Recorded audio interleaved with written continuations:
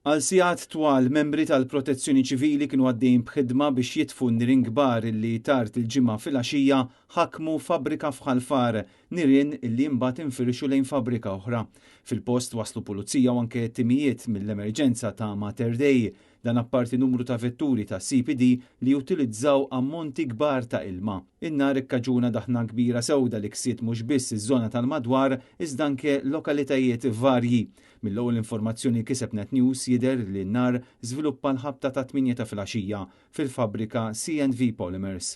Dan huwa impjant li jirriċikla l-plastik u li jinsab eżatt wara l-fan park li hemm f'din iż-żona industrijali. Aktar tard anke d-diretturi tal-fabbrika E&L Enterprises appellaw biex min seta jipprovdi bowsers bl-ilma. Dan fil-waqt li l-Protezzjoni Ċivili ppubblikaw sejħa sabiex il-pubbliku jevita iż-żona.